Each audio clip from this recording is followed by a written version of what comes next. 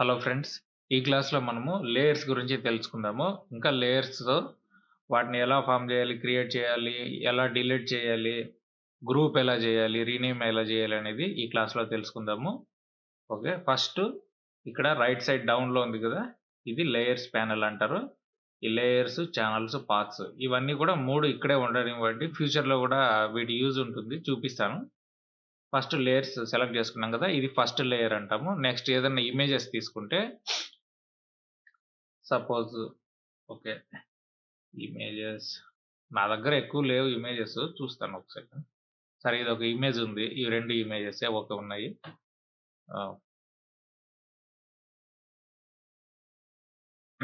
Images అనేటివి రెండు రకాలుగా ఇంపోర్ట్ చేసుకోవచ్చు. ఒకటి ఫైల్ మీద క్లిక్ చేసి ప్లేస్ ఎంబెడెడ్ అని ఉంది కదా, దీనిపైన క్లిక్ చేసినా కూడా వస్తాయి. ఎలాగంటే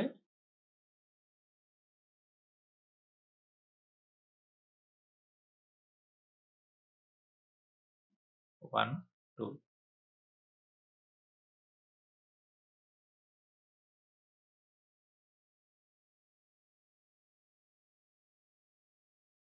ఇమేజ్ అయితే ఇక్కడ వచ్చింది కదా. నెక్స్ట్ ఇక్కడ మనము ఇమేజ్ ఇంపోర్ట్ చేసిన వెంటనే ఇక్కడ లేయర్ లాగా ఫామ్ అయింది చూడండి.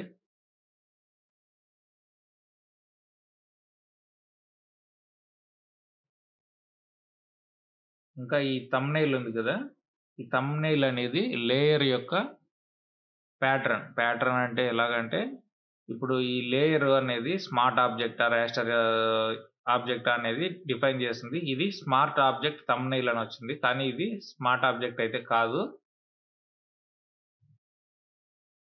స్మార్ట్ ఆబ్జెక్ట్ అంటే ఏంటనేది నెక్స్ట్ క్లాస్లో చెప్తాను.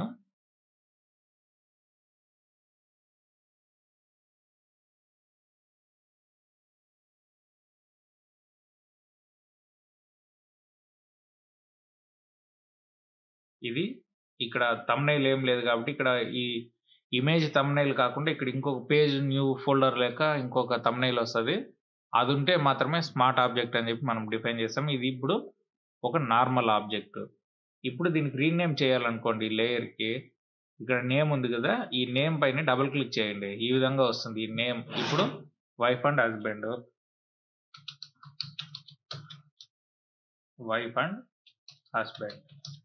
ఓకే, నెక్స్ట్ ఎంటర్ కొడితే ఈ విధంగా వస్తుంది.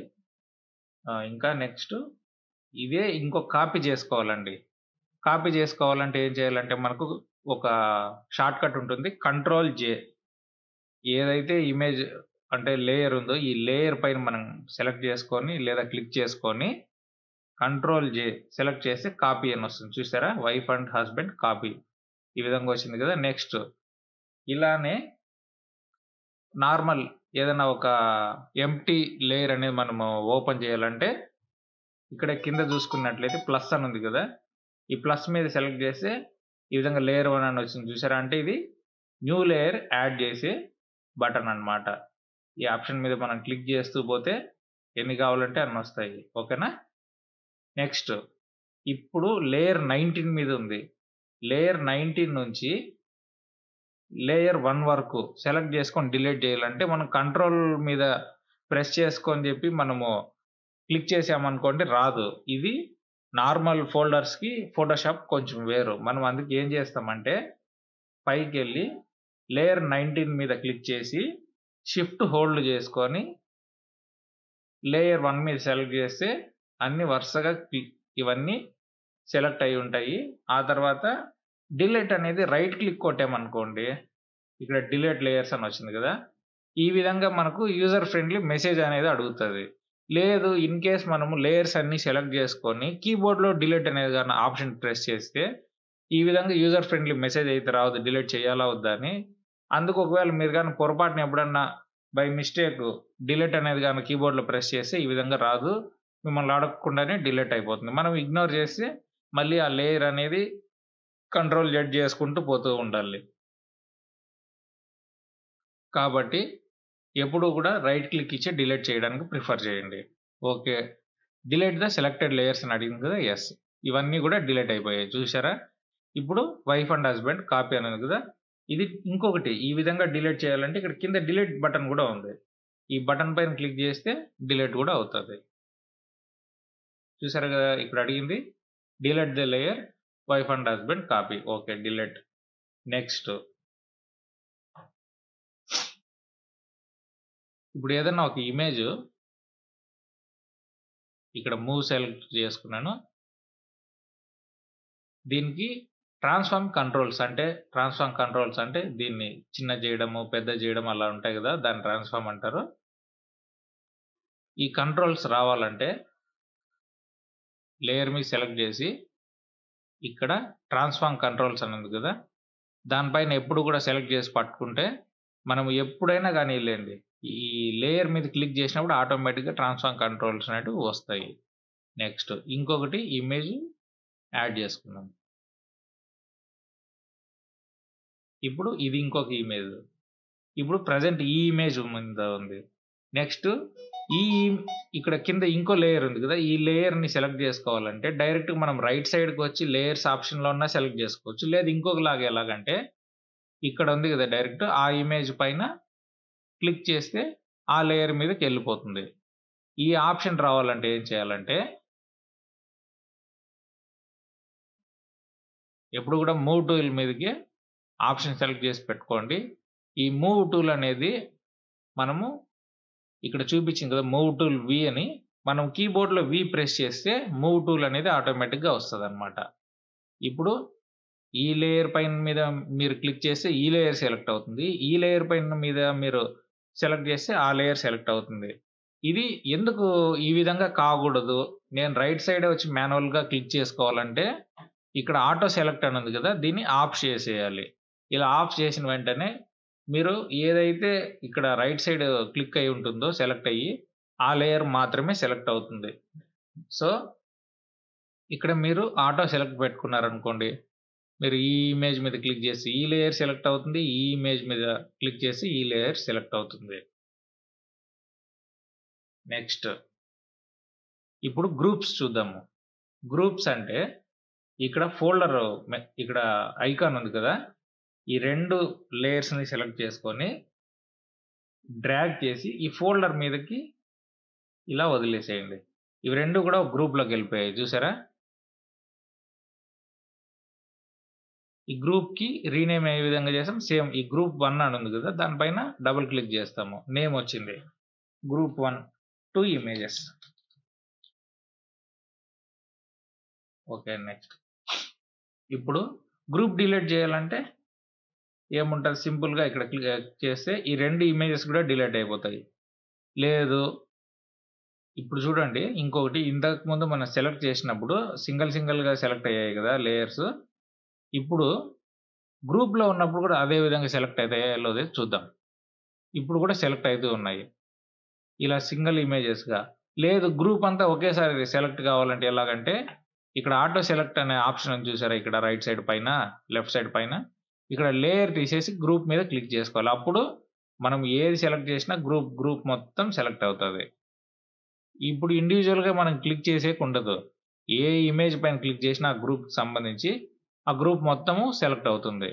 లేదు మళ్ళీ సపరేట్ లేయర్స్ మాత్రమే క్లిక్ కావాలి అంటే ఇక్కడ వచ్చి ఆటో సెలెక్ట్ పక్కన లేయర్ అనేది సెలెక్ట్ చేసుకోవాల్సి ఉంటుంది.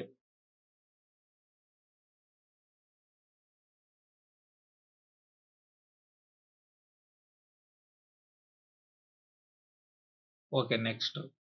ఈ గ్రూప్లోంచి ఈ రెండు ఇమేజెస్ బయటకు తీసుకెళ్లాలంటే ఎలా, ఈ రెండు ఇమేజెస్ సెలెక్ట్ చేసుకొని ఇక్కడ లైన్ వచ్చింది కదా, ఈ గ్రూప్ పైన ఒక బ్లూ లైన్ చిన్నగా అలా వదిలితే గ్రూప్ పైకి రెండు లేయర్స్ ఇమేజెస్ అనేటివి బయట వచ్చేస్తాయి. ఆ తర్వాత గ్రూప్ డిలీట్ చేయాలంటే గ్రూప్ మీద సెలెక్ట్ చేసి ఇక్కడ మళ్ళీ డిలీట్ బటన్ ఉంది కదా, దానిపైన క్లిక్ చేస్తే గ్రూప్ అనేది without user friendly message delete అయిపోతుంది. నెక్స్ట్, ఇంకా ఏం ఆప్షన్స్ ఉంటాయంటే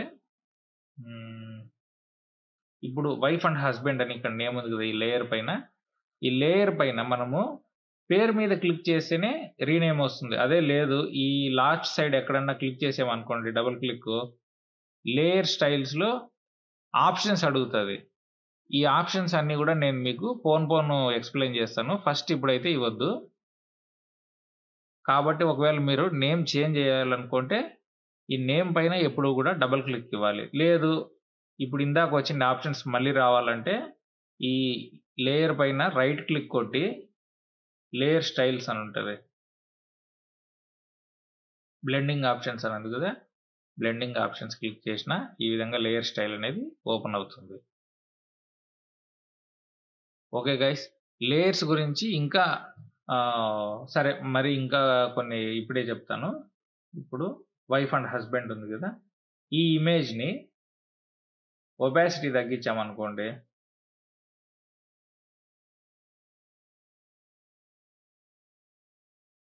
వెనకాల ఇమేజ్ చూశారు కదా, ఈ ఇమేజ్ అనేది ఒపాసిటీ అయిపోయింది ఫుల్. ఈ బుల్లెట్ ఇప్పుడు ఒపాసిటీ తగ్గిద్దాము. మనకు బ్యాక్ సైడ్ ఉన్న ఇమేజ్ కూడా కనిపిస్తుంది. ఈ విధంగా కూడా ఒపాసిటీ అనేది మనం సెట్ చేసుకోవచ్చు.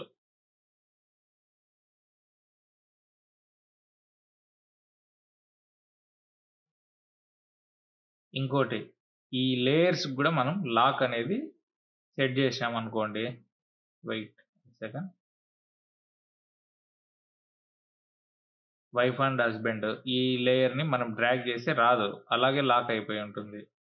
ఏ విధంగా అంటే బ్యాక్గ్రౌండ్ లాక్ చేసినట్టే. నెక్స్ట్ లాక్ తీసేయాలంటే మళ్ళీ ఇక్కడికి వచ్చి ఈ లాక్ పైన క్లిక్ చేయాలి, అప్పుడు లాక్ అనేది వెళ్తుంది అనమాట.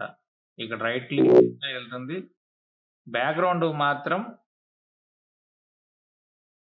ఈ విధంగా లాక్ వేసుకోవాలి. మిగతా అన్నింటికి కూడా షిఫ్ట్ పట్టుకొని లాక్ వేసినా లాక్ ఆల్ అయిపోతాయి ఒకేసారి. ఓకే అండి, ఇన్ కేస్ మీరు లేయర్స్ కన్నా లేదు నాకు ఇంకా అడ్వాన్స్డ్గా కావాలంటే నేను పోను ఫ్యూచర్ క్లాసెస్లో అయితే ఎక్స్ప్లెయిన్ చేస్తాను. ప్రజెంట్ ఈ 3 నేర్చుకుంటే చాలు. నేను పోంగా స్మార్ట్ ఆబ్జెక్ట్ ఫ్లెక్స్లో ఏ విధంగా మనము ఇమేజెస్ ప్రింట్ చేయాలంటే ఎంత సైజ్ ఉండాలి, ఎంత క్వాలిటీ ఉండాలి అనేటివి కూడా నెక్స్ట్ క్లాస్లో చెప్తాను. ఓకే గైస్, ఈరోజు క్లాస్కి మీరు ఈ లేయర్స్ అనేటివి అయితే 1, 2, 3 సార్లు ప్రాక్టీస్ చేయండి. ఆ తర్వాతనే నెక్స్ట్ క్లాస్ అనేది వినడానికి ట్రై చేయండి. Okay, bye guys.